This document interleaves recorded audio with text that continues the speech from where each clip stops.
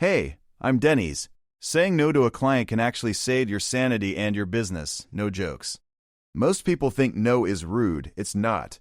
It's a tool that keeps projects realistic and relationships intact. Today, I want to show you how to say no politely, firmly, and without burning bridges or losing money. You'll get real phrases you can use, exact email lines, and ways to handle the pushback clients throw at you. No fluff, no corporate phrases. Just practical scripts you can say tomorrow when a client asks for the impossible. Quick note, I call out things like scope creep, timeline gaps, and when ethics demand a hard no. All right, let's get into what you'll walk away knowing in concrete terms, not vague advice. First, you'll be able to spot the 5 common no situations: scope creep, misfit clients, deadlines, pay issues, and ethics. Second, you'll leave with 6 short scripts: phone lines, email templates, and a negotiation trick for each case. Third, I'll give you a repeatable flow: assess, say no, offer alternatives, confirm, and protect yourself next time. I'll also share a real story where I didn't say no early and lost a month of work and a ton of goodwill. Okay, first half, why saying no matters and the simplest way to spot when you need it. Think of saying no like pruning a plant. You cut back the wild growth so the plant can focus on healthy branches. If you don't prune, the plant chokes. Same with projects. Scope creep chokes timelines and budgets. A client asking for a new feature last minute is like them asking you to redesign the whole recipe while you're cooking. You can't keep adding things or you'll burn the meal and the client's expectations both go up and up. So when do you say no? Look for 5 clear signals. I'll name them and give an example for each. Signal 1, scope creep. Example: project agreed at $2,000 in 2 weeks. Then they add 4 features 3 days out. Signal 2, bad fit. Example: client expects daily changes, 0 process, and immediate calls at midnight. That's a mismatch. Signal 3, unrealistic timeline. Example: they want a full e-commerce launch in 5 days. No one can do that well. Signal 4, payment issues. Example: they want full work delivered before paying or they stall invoices repeatedly. Signal 5, ethical concerns. Example: they ask you to manipulate reviews, steal content, or mislead customers. When any of those flags pop up, saying yes casually is a trap. You'll pay later with stress, rework, or legal trouble. But how do you actually say no? People worry about sounding rude, losing income, or making the client angry. Start with the mindset: you're protecting the project and the relationship, not attacking the person. Say no as a professional boundary, like a red line you won't cross because it harms the outcome. Example line for scope creep on a call: I can't do that within the current scope, but here are 2 options. Say it calm. Wait, hold on. 2 options? Yeah. Clients panic when you just deny. Give them a path forward instead of a wall. Option A, add the new work as a change order for X dollars and Y extra days. Option B, defer to phase 2 at no extra cost now. Concrete numbers help. If you quoted $2,000 originally, say, to add that feature, it's $500 and 3 extra days. If you're unsure how to price changes, a rule of thumb I use is 20 to 40% of the original price per significant new feature. Personal story? I once let a client add 3 small features for free. It cost me 2 weeks and a relationship that later soured. I learned to be blunt early. Now I write change orders immediately and keep paper trails. It saves headaches and money. Another example: unrealistic timeline. Client: can we launch tomorrow? You: I can't do quality work in that time. Period. Then give a realistic timeline. To deliver X properly, we need 2 weeks. If you need it tomorrow, we can do a minimal version. Minimal version works when they truly need speed. It sets expectations and gives you a safe boundary for quality. What about money, the big fear? If a client offers low pay, don't bargain down from professionalism. Be clear and firm. Line for low budget: I don't work at that rate. I can recommend a scaled back option that fits your budget, or refer someone else. Referring another provider is gold. You keep the relationship, you don't lose face, and you help the client find a fit. Ethics: this one is easy and hard. If they ask you to do something shady, you must say no, no questions. You can be polite: I can't help with that request. I won't take actions that could harm users or our reputation. If they push, walk away. Very few deals are worth risking your credibility or legal trouble. Okay, practical scripts. These are short, usable, and polite. Use them as templates and tweak the tone to match your voice. Script 1. Scope creep email. Thanks for the idea. That's outside our agreed scope. We can add it for $X and Y days. Script 2. Timeline conflict phone line. I can't deliver that by Friday and keep quality up. I can deliver on Monday instead, or do a smaller scope now. Script 3. Low budget. I don't take on projects at that rate. I can propose a smaller package or point you to a budget option. Script 4. Ethics. I can't assist with that. I'll help find a compliant alternative or decline the request. Script 5. Bad fit. I don't think we're the best match for what you need. I can recommend a vendor who fits better. Script 6. Payment stalled. We can pause work until outstanding invoices are paid, or I can offer a payment plan with a deposit. A listener question I get a lot, but what if they get angry and go to a competitor? Good question. My answer, if a client chooses a competitor because you set boundaries, they probably weren't a sustainable client anyway. Clients who respect boundaries stay longer and pay more. People who press and push are the ones who churn and create stress. Here's a tiny trick that reduces friction.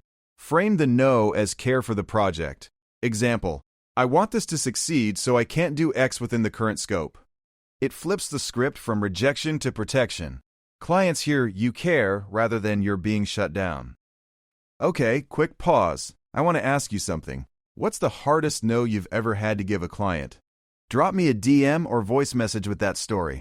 I genuinely read those and share the best ones anonymously on the show. If you've got a minute, send that DM now. It helps me shape future scripts that actually work in real problems. All right, back to the second half. Tactical emails, tone choices, and how to push back when clients argue. First email structure that works.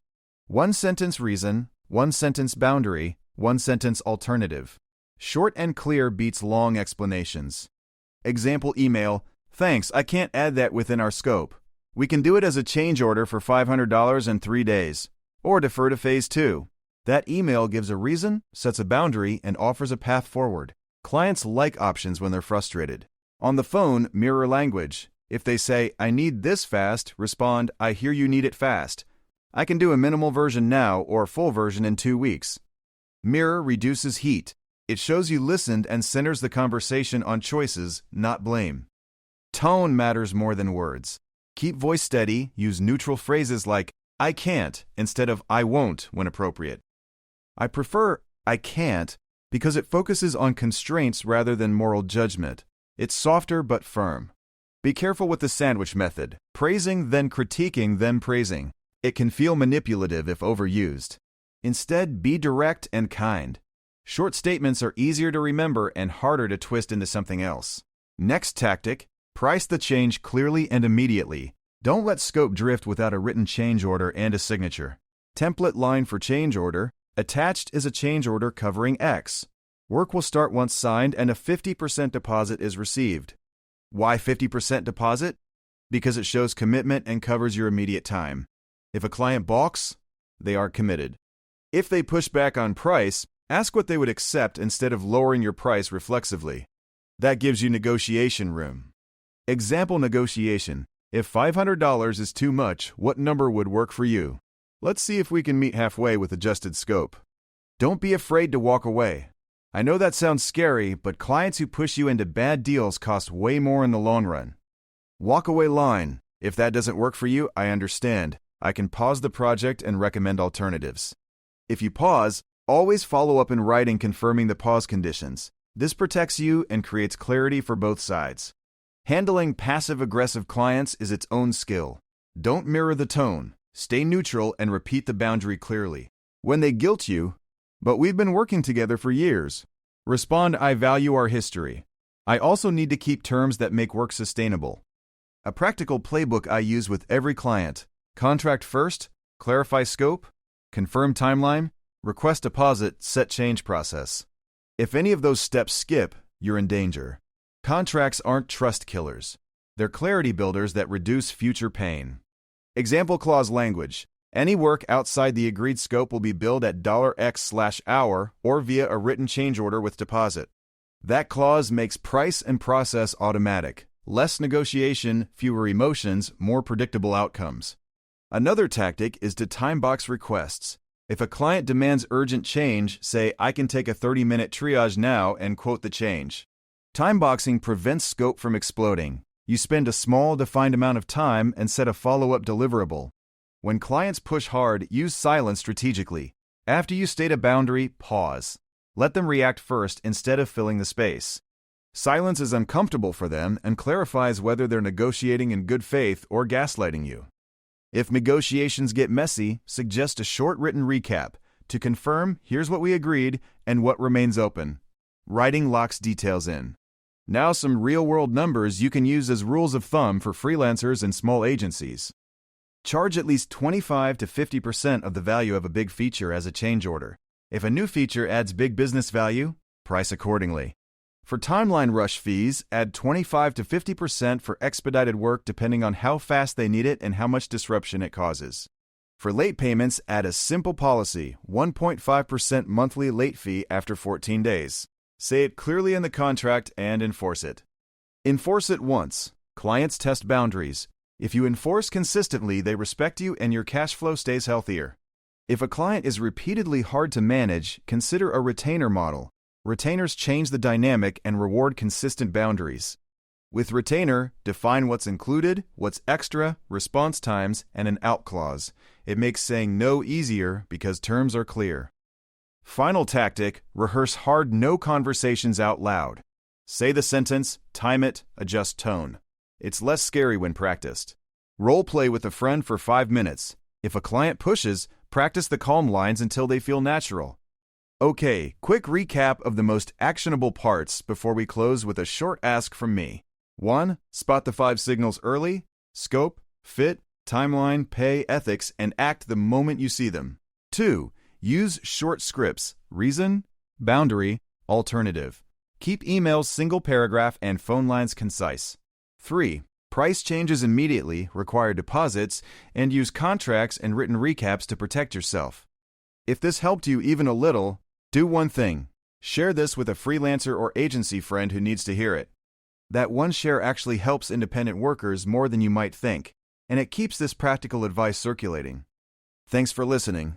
I appreciate you taking time to strengthen the way you work and protect your time. Catch you next time. Bye.